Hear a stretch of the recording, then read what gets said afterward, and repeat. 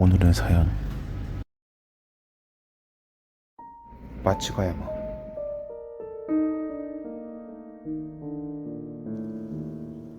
아버지의 3주기도 지났으니 아버지와 산에 얽힌 이야기를 해보려 한다. 전부 실제로 있었던 일이다.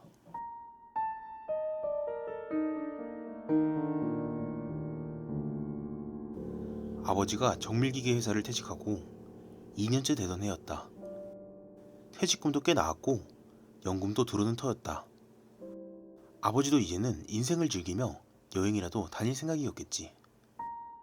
하지만 딱 그 무렵 고등학교 동창에게 투자 사기를 당해 퇴직금의 3분의 2가량을 잃고 말았다. 그 친구는 지명수배가 되었지만 그대로 소식이 끊겼고, 원래부터 태국에 살던 사람이라 경찰도 더 이상 일본에는 없을 것 같다고 말했다. 내가 보기에는 빚을 진 것도 아니고 원래 있던 돈을 잃은 것뿐이라고 생각했다. 죄다 날아간 것도 아니고 남아있는 것도 있으니 아버지가 마음 편히 먹고 노후를 즐기셨으면 했다. 하지만 아버지는 심하게 우울해하셨다.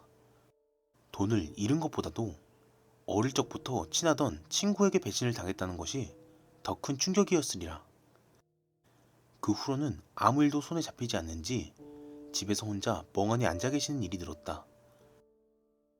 그러던 어느 날 아버지가 갑자기 산에 다녀오마. 라고 말을 꺼냈다. 왠지 기분 나쁜 예감이 들었다. 그제껏 여행은 종종 다니셨지만 해외여행을 패키지로 다녀오는 게 대부분이었고 등산이 취미 인문도 아니었으니까. 나도 어머니도 혹시 자살을 생각하는 게 아닌가 싶어 덜컥 겁이 났다. 마침 아버지가 등산을 가겠다는 날은 내 휴일이었다. 나는 아버지에게 나도 따라가겠다고 말했다. 아버지는 어쩐지 복잡한 듯한 얼굴이었지만 한동안 생각하더니 그러거라. 라고 대답하셔서 내 차를 타고 가기로 했다. 아버지가 말한 목적지는 근처 현이라 꽤 시간이 걸리지만 산에는 오후 4시를 넘어서 들어가야 한다기에 점심이 지나서 출발했다. 3시간 정도 지나 그 마을에 도착했다. 굉장한 시골이었다. 마을 변두리까지 와서 수밥 작은 신사역 공터에 차를 세웠다. 조금 의외인 것은 거기 다른 차가 수십여 대 세워져 있었다는 것이었다. 개 중에는 고급 외제차도 꽤 있었다. 나는 아버지와 숲에 들어가 한동안 걸었다. 걷는 사이에도 아버지는 침묵을 지켜 어색한 분위기가 이어졌다. 그제까지 산에 가는 목적도 알려주지 않았기에 나는 적어도 산 이름이라도 알려달라고 아버지에게 물었다. 그러자 아버지는 마츠가야마. 라고 툭 대답했다. 1시간 남짓 걷자 둥산로의 입구 같은 좁은 길이 나왔다. 거기에는 금줄 같은 게 쳐져 있고 사유림에 무단 입산 금지라는 간판도 세워져 있었다. 간판 위쪽에는 새빨간 글자로 범호 같은 것이 써 있었다. 6월이라 오후 4시가 넘었는데도 아직 밝았다. 산은 숲에 가려져 잘 보이지는 않았지만 그리 높지는 않은 느낌이었다. 등산로에는 낡은 나무판이 바닥에 깔려있는 데다 경사도 높지 않아 오르기는 쉬웠다. 60 넘은 아버지도 그리 숨이 흐트러지지 않았으니까. 10분 정도 오르자 앞에서 사람 그림자가 보였다. 아무래도 여자 둘인 것 같았다. 따라잡고 보니 고등학교 교복을 입은 여자아이와 그 어머니인 듯 했다. 어머니 쪽은 상복 같은 양복을 입고 힐을 신고 있어 오르는데 어려움이 많아 보였다. 아버지는 아무 말 않고 그 두 사람을 지나쳐갔다. 나는 슬쩍 몸을 기울여 먼저 가겠습니다 라고 작게 말한 뒤 아버지의 뒤를 따랐다. 그 두 사람 역시 침묵을 지킨 채 뒤를 따라 올라온다. 20분 정도 더 가자 덤불을 베어 만든 것 같은 공터가 나왔다. 아직 산 정상은 아니었다. 거기 있는 큰 나무를 지나치자 동굴 입구가 보였다. 신장대가 붙은 금줄이 위에서부터 쳐져 있었다. 높이 3, 4m 정도 되는 곳에 움푹 패여 있어 안은 꽤 깊어 보였다. 어슴푸레하게 동굴 안쪽 깊은 곳에 사람 모습이 보였다. 몇 사람이 줄지어 서 있는 것 같다. 아버지는 여기서 기다려라. 라고 말한 뒤 동굴로 들어갔다. 내가 근처 썩은 나무 밑동에 걸터앉아 담배를 피우는 사이 아까 그 모녀가 도착해 동굴로 들어갔다. 40분 정도 기다리는 사이 8명가량이 동굴에서 나왔다. 나이대는 다양했고 여자도 둘 있었다. 어느 사람이던 흰 옷감으로 싼 상자를 소중한 듯 손에 들고 있었다. 곧이어 아버지가 나왔다. 역시 흰 옷감으로 싼 상자 같은 걸 가지고 있었다. 나오자마자 내 얼굴을 보더니 아버지는 겨우 하나 끝났다. 라고 말했다. 내가 그 상자는 뭔데요? 라고 물어도 아버지는 대답해주지 않았다. 어느덧 날은 꽤 정부롭기에 서둘러 산을 내려와 차를 탔다.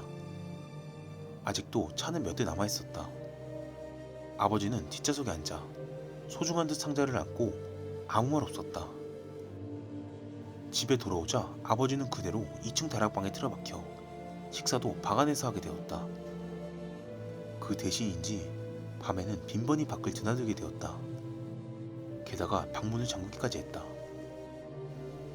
밤 9시쯤 집을 나서서 12시가 넘어 돌아온다.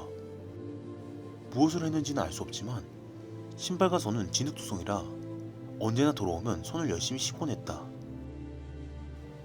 어느 날 드물게도 아버지가 문을 열어놓고 나가서 방을 슬쩍 들여다본 적이 있다. 책상 위는 깨끗이 정리되어 있고 그 위에 불격풍도 신토풍도 아닌 재단이 세워져 있었다. 굳이 말하자면 고대풍이라는 느낌으로 주변에는 흑인형 같은 것도 있었다. 그리고 가운데에 그 흰 옷감의 상자가 있고 상자 앞에는 10cm 정도 되는 가는 뼈가 쌓여 있었다. 나는 다가가서 상자를 슬쩍 들어올려 봤다. 상자는 의외로 무겁고 어쩐지 미지근했다. 흔들어 봤지만 소리는 들리지 않았다. 찰흙 같은 게 가득 차 있는 것 같은 감각이었다. 귀를 대어보니 희미하게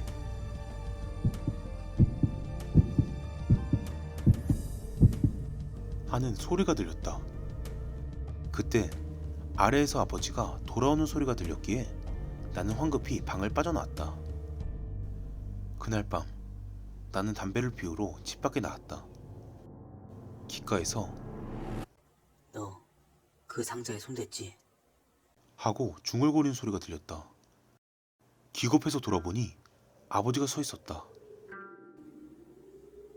괜찮다. 이제 다 끝났으니. 이걸로 전부 끝났으니까. 그렇게 말하고 아버지는 아직 60대인데도 비틀비틀 몸조차 못 가누며 집으로 들어갔다.